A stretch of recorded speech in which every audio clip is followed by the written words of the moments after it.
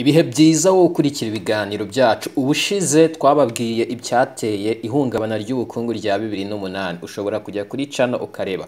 Bamwe bagarutse muri comment barambwira ngo nababwiye ibintu byinshi mu gihe gito, ariko hari ikintu ngiye kubasobanurira buhoro buhoro ku buryo muzageraho noneho mukumva icyo nashaka kubabwira.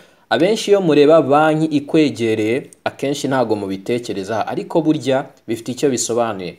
Reka nk'urugero, mu Rwanda dufite banki zishobora kuba ari 5 natwe dushobora kwemeza ko zihumura. Iya mbere Beka, iya kabiri iyo twakita I&M Bank.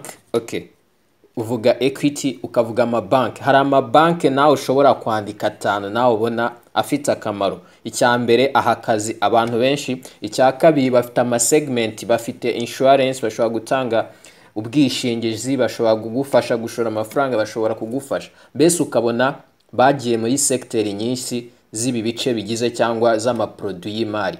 Ibi ngibi bikwereka ikintu kikwereka yuko company burya abari nini, cyane cyane nizo ziri listed cyangwa urabizi hari icyo bita Rwanda Stock Exchange. Iyo biriyo nawe ubuzi yuko kabisi banki niyo kwizerwa, itanga akazi, ifasha n'igihugu gutera imbere, ifasha ama business gukora, ku buryo iramutse ihungabanye cyangwa bakavuga turugero uyu munsi Beka irafunze, leta y'u Rwanda ntago yareberera, yazi kayitabara.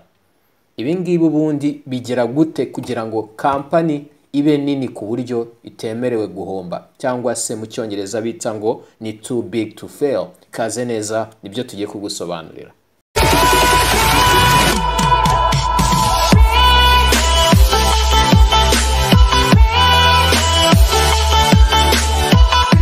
Reka tufate urugero rwumvikana. Abenshi bose ndabizi bemera Amerika, ubutaka bwa innovation, creativity n'ibindi bintu byose. Ariko none reka tubakoreshe kugira ngo dusobanure urugero kugira ngo bigaragare neza, kuko ni abahanga muri finance barabyerekanye n'ibihugu byinshi bibigiraho cyane. Mu 1920 Amerika yonyine yari ifite banki 30,000. Mu 1970 kugeza no mu 1980 hagati aho ngaho byagabanyutse inshuro ebyiri. Ariko muri 2018 bisanze bafite banki zitageze no ku 5,000. Ushobora kwibaza uti zagiye zimirana gute? Aho ngaho ikintu ugomba kumenya, mu 1920 banki ntago zari zemerewe gukora. Nk'urugero, banki iri i Kigali ntago yari yemerewe kuba ifite ikindi cyicaro nko mu majyepfo, cyangwa no kuvuga ngo buri ntara yose, cyangwa se uko twabigiranya nka states. Mu Rwanda reka tuvuga intara: amajyaruguru, amajyepfo, uburengerazuba, urasirazuba n'umujyi wa Kigali. No kuvuga ngo niho wari wemereye kuba ufite banki yawe. Buri ntuza, buri bukungu kwako. Urugero tukavuga ko state yose bifite government yayo, buri gihe buri gice cyose cyitunga bigendeye no ku bukungu bwacyo, uko cyinjiza yaba mu misoro yaba nuko kigenzura. Ariko mu Rwanda turabizi dufite central government igomba kubireba. Noneho hano itegeko niko ryavugaga, bari bemere yuko banki ishobora kugira branch imwe yonyine muri buri states. Noneho hano ibi ngibi byagenze gute? Ahangaha kugira ngo bigende gutya hari ijambo nkunda gukoresha. Buriya hari ikintu cyitwa lobbying, cyangwa sinzi niba nakoresha ijambo ubushabitsi ariko mba numva bidakura neza. Ikintu cyitwa lobbying ni kuriya abenshi bakunda kwibaza ubundi lobbying ntago ari ruswa. Hoya ariko ntago ari ruswa, cyangwa se abandi mu kindi cyongereza twe dukunda gukoresha yuko ari ruswa yemewe. No kuvuga ngo ni ukuntu ugenda ugaconvincinga umuntu, hanyuma ukamwereka yuko ibyo binari byo, ukanamwereka n'inyungu abifitemo, bagakunda bagatora iryo tegeko. Amabanki yari yaratumye ayo mategeko amera gutyo muri Amerika. Kadukomeze. Noneho ushobora kwibaza ati byagenze gute? Icyo gihe banki zikorera nde? Abaturage. Yego zinafasha business. Icyo gihe rero abantu bose ba business icyo gihe bari bafite imbaraga, abantu bafite company, kugira ngo batume abandi bantu bavuye mu zindi ntara bataza kubatwara imirimo. Bya bindi ujya wumva umuntu, akenshi kera najyaga mbibona nkiri umwana, ukumva umuntu ngo uyu muntu yavuye, nk'urugero kera abantu bacuruzaga bavaga ahantu bitwa Kurushasha, ugasanga bose ni bafite amabutiki i Kigali, ugasanga hari abantu bitwa ngo ni bakavukire, buri gihe babanga ati bangaba badutwariye imirimo.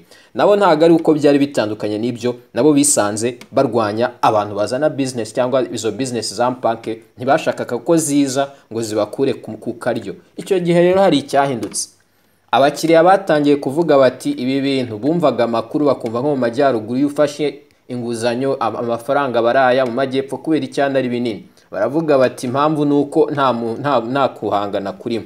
Baravuze batoke reka tutende noneho tugende tuzane guhangana. Icyo mpamvu bazanye guhangana ku mabanke, icyo gihe amabanke nayo yatangiye kubona yuko bikomeye. Ariko hari n'ikindi kintu nawe ushobora gutekereza, n'igihugu cyatangiye kubitekerezaho. Urabona banke ishingiye ku majyepfo gusa ntabwo ari n'impamvu y'abakiriya, biba biteye ubwoba kubera yuko banke ishingiye ku majyepfo igendera no ku bukungu bwiza bw'amajyepfo, cyangwa se umujyi wa Kigali, cyangwa se uburasirazuba, cyangwa iburengerazuba, cyangwa amajyaruguru.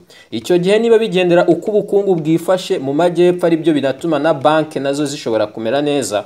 Icyo gihe rero haje kugaragara urugero rwahise rufasha abakiriya ndetse n'izindi banke zo mu yindi mijyi, aho noneho muri leta ya Texas byabaye ngombwa kuntu bagenderaga cyane kuri cyitwa amavuta, kuko nicyo bari bafite cyane. Mu 1980 byaje kugaragara yuko igiciro cyayo cyaramanutse, ubukungu bwabo buragabanyuka cyane, burahungabana kubera yuko ibintu byabo byose byari bishingiye ku mavuta. Icyo gihe barababaye cyane, birahangayika, kugeza aho noneho bamajira n'amabanki amwe atangira gufunga. Nibwo noneho guverinoma yaje gufasha. Icyambere yemeye yuko amabanki ashobora gukorera mu ntara zitandukanye naho ziri. Ikindi cya kabiri, bemeye yuko na banki ishobora kugura indi. Nk'urugero, ejo mwabonye inkuru ivuga iti Atlas Mara ntuza yayiguze, cyangwa Atlas Mara bayemereye yuko igurishwa. BPR ubu yaguzwe na Ecobank, ndaza kureba neza ntaza kubabeshya. No kuvanga iyo nkuru abantu bose barayibonye. Atlas Mara ntigihari, yaguzwe BPR. Urugero ibwiguzwe n'iyindi. Ibingibi nabo barabyemeye mu cyo gihe, banemera yuko banki ishobora gukorera mu mijyi myinshi kugira ngo ibalansinge nihaza ibibazo, abandi amafaranga avuye mu yindi mijyi naho aho bimeze neza azanatabare neza. Ni ukuvuga ngo ibiri mu majyaruguru bo niba bameze fresh, amafaranga y'iyo banki abe yanamanuka ajye mu majyepfo atabaranye, nyine abakiriya n'abaturage bagumye kubyungukiramo.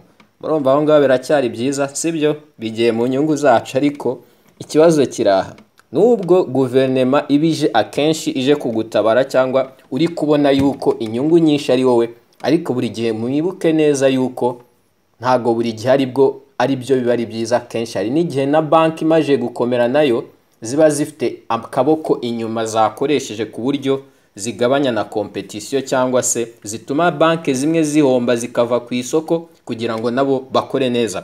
Dukomeje rero hano, ibingibi byarakomeje, banki zigenda zikura, kuko urumva zaratangiye kugurana, zemerwa no gukora mu mijyi myinshi, amafaranga yariyongereye, banki zigenda zikura. Izindi nanone zinanirwa guhangana zikavaho zikagurwa, kugeza aho noneho ibingibi byaje noneho abantu batangira gutekereza ku kintu cyitwa izi noneho nazo nibwo ijambo noneho ubwaryo ryitwa ngo too big to fail ryajemo, kubera yuko icyo bishatse kuvuga ntimubyitiranye. Ntago bisobanuye yuko banki aba ari nini kugira ngo iri ku rwego rwo kubitahomba, ahubwo nuko ishobora no guhomba koko, nkuko byagaragaye kuri Lehman Brothers. Nkuko twabisobanuye, ushobora kureba hano impamvu yateye ihungabana ry'ubukungu muri 2008. Lehman Brothers yari iri nini cyane, yari yanafite produit abantu bose izari zujuje ibintu turi bubabwire bigomba kuba byujwe kugira ngo ube kuri iyo titre, ariko barayemerera irahomba. Gusa reba ibyabaye, yonyine yaragiragwa, ariko reba ihungabana ry'ubukungu ryarabaye. None hibaze niba ari nk'amabanki nk'umunani akomeye ari kuri urwo rwego rwose abereye rimwe, rumva ni ibintu by'ibibazo. So niyo mpamvu ahanga guverinoma ihita zigatabara. Ariko nanone hari ikibazo nanone, abandi bantu baba critique babaza bati buri gihe guverinoma ije gatabara izi banki zitwa yuko ari nini ku buryo zitahomba, zazateza n'ibindi cyangwa zarema ibindi bibazo cyangwa ayandi mahungabana.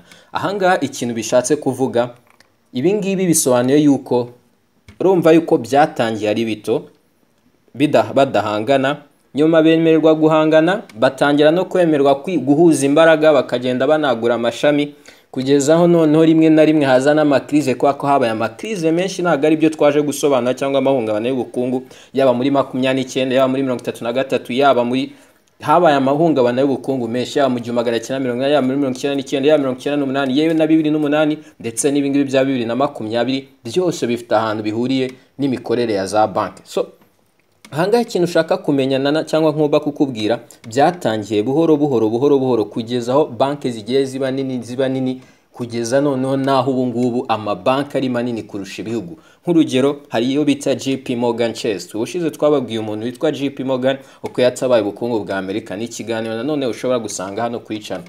Ubwayo nko muri 2018 ibintu ya managingaga cyangwa amafaranga ya managingaga yarageze ku rwego rw'uko ari igiye kwishyira hamwe n'ibihugu, yaba ari igihugu cya 8 ku isi, kiruta Canada, kiruta Uburusiya, kiruta Brazil, ibaza ibihugu byose. So ushobora kwibaza uti noneho kugira ngo umuntu banki igere kuri urwo rwego rwo kuba yitwa ngo too big to fail, igomba kuba yujuje iki? Ubundi mu Cyongereza ho tuvuga yuko banki yabaye nini ku buryo itahomba, igihe kuba yo yajya hasi bisobanuye yuko ubukungu na systeme yose y'imari cyangwa ishobora kujya hasi.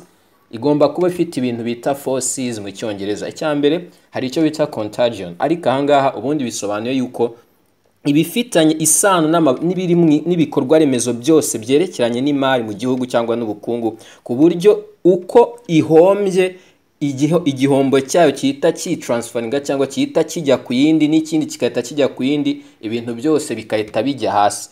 Urugero nko muri Amerika mbahaye urugero, Lehman Brothers yaramanutse. Hari assets zitwaga ibintu by'inguzanyo ku mazu. Icyo gihe iyo produit yari yararemwe yitwaga subprime mortgage, cyangwa se icyo twakita bari yariswe gutyo, cyangwa ifite ihuriye no kuba wahabwa inguzanyo ku nzu. Iyo produit bari bararemye bari bayifite ari benshi Lehman Brothers, ariko n'izindi banki zose n'amabanki yose ku isi yari yarashoye muri ibyo bintu, kuko byari ibintu biryoshye muri icyo gihe, kuko byitwaga ngo ni innovation, baranakoresheje n'amanyanga. Ariko kuba byonyine byaragaragaye ko byapfuye, Lehman Brothers yahise yohereza ibyo bintu ku mabanki yose, havuka ikibazo, ari nayo mpamvu byabaye ihungabana ry'ubukungu. Ikindi kintu nanone ahangaha ugomba kumenya, hari icyo babita correlation. Ni ukuvuga ngo kuba muri systeme amabanki cyangwa ibigo by'imari byose byarafashe risk zisa. Icyo gihe iyo bibayeho, iyo banki ifite iyo character yuko ikintu kigiye kuyishyira hasi gifite aho gihuriye n'ayandi mabanki. N'urugero yo ikaba specialized mu kintu ayandi mabanki nayo yarashoyemo. Nkuko nabibabwiye mbere ntangira, hari banki zagiye mu iki, usanga zaragiye mu bwishingizi, usanga zaragiye muri investment, ugasanga ziri mu guteganyiriza abana, mbese ugasanga ni amaproduit menshi. Ariko burya nazo ubwazo ziba zizi ikora neza ku buryo nayo banki ishobora gushora mu yindi bitewe n'inyungu cyangwa n'ikibona cyiza ku bakiriya bayigana. Ikindi nanone hari cyitwa concentration. Ni ukuvuga ngo hari umukinnyi ukomeye kurusha abandi. Urugero batangaga ni AIG. N'urugero hano AIG icyo yakoraga tubibukije ari American Insurance Group. Icyo gihe yatangaga assurance cyangwa ubwishingizi kuri za produits zari zararemwe. Ni ukuvuga ngo izo produits zari zararemwe zari riske, ariko iyi ngiyi yatangaga ubwishingizi kugira ngo umuntu wese wafashe iyi nguzanyo cyangwa wafashe iki gikoresho gishyashya cyiswe subprime mortgage, nanone twasobanuye ushobora kugenda uko byumva, bo batangaga assurance. Rero bisanga badafite ubushobozi bwo kuba batabara abantu bose bafashe iyo cyangwa iyo produit bayiriye cyangwa bikaba byahombye, bisanga batagomba gukavaringa assurance ya. Cyangwa reka nk'urugero, wafashe ubwishingizi bw'uko inzu yawe nishya, iyi bank assurance izayishyura, ariko igihe ihiye ugiye usanga ntago ntuza assurance ifite ubushobozi bwo kuyigondera. Icyo gihe nibyo byabaye, noneho si byaruka umuntu umwe, noneho byabereye igihe kimwe mu gihugu cyose, noneho bisanga batabishobora. Iyo rero Lehman Brothers yari ifite assurance, yari yaraguze assurance muri AIG. Bisobanuye yuko kuba AIG yahomba bisobanuye ko ibibazo bihita bikwira mu gihugu cyose, ubukungu bugahungabana. Rero aho ngaho nibyo nakubwiye, AIG byabaye ngombwa yuko leta izirayitabara kugira ngo ibibazo bitavuka. Ikindi kintu nanone ahangaha ni ukuvuga ngo haba hari icyo bita context. Ahangaha context, impamvu byari byajemo nuko iyo bigenze gutya, banki ituma cyangwa ikigo kiri muri ubwo rwego gituma n'abantu baregulatinga cyangwa na leta ubwayo nayo biyigora kuba yakikontorora, cyangwa nanone aba ari ikibazo kubera yuko kuba utanazi neza uburyo gikora n'imikorere yacyo, nabwo bituma systeme yose utazi ni hehe byagera ingaruka yabyo. Bihita bituma noneho iyo byujuje izi karakteri enye tumaje kubabwira, ikigo cyangwa igihugu kigomba kuza kikagitabara, yaba mu kujya amafaranga gikeneye kugira ngo gikemure ibibazo. Ikiba kibabaje benshi bibabaza kurushaho nk'urugero Lehman Brothers yaramanutse ariko nta muntu wafunzwe, nta muntu ukora muri izo banki wafunzwe, gusa babuze akazi baragiye barikomereza, abishyuye banki yishyuye fine birakomeza, kuko n'izi za JP Morgan nazo zakoze amafuti ariko zo zishyuye imyenda ibyo bita fine, bishyuye impuzamande gusa birarangira. Nicyo kibazo gihari, ariko banki abayiyoboye abatumye ibyo bintu biba ntago bahanwa, ahubwo wowe waguzemo share, abakiriya ndetse n'abaturage imisoro yabo batanze niyo igenda ikahita ijya gutabara ayo mabanki. Ariko nanone ikintu twese abiga ubukungu cyangwa se imari bemeranywaho nuko badakoze ibyo ngibyo hashobora kuba ikintu kibi kitigeze kibaho mu mateka y'isi. Rero kuba byagenze gutyo ari igihe aba ari cyo gisubizo cyiza gishoboka muri ako kanya. Wakoze gukurikirana guhera ku itangiriro, ndakeka noneho usobanukiye noneho ikintu cyitwa ngo kampani nini ku buryo itahomba. Ahangaha twakoresheje urugero rw'amabanki kubera yuko nirwo rwagaragaye, ariko ni ibintu binini cyane. Hari n'igihe aba ari kampani itanga imirimo myinshi cyane ku buryo igihugu kibeshye kikayishyira hasi, ako kanya igihugu cyahungabana, usibye n'igihugu n'ibindi bihugu byahomberamo. Ari nayo mpamvu igihugu kibitekerezaho kabiri mbere yo kuyishyira hasi, nubwo bizwi yuko bishoboka ko yajya hasi. Ciao, shalom, naho ubutaha kanda subscribe, ukore share.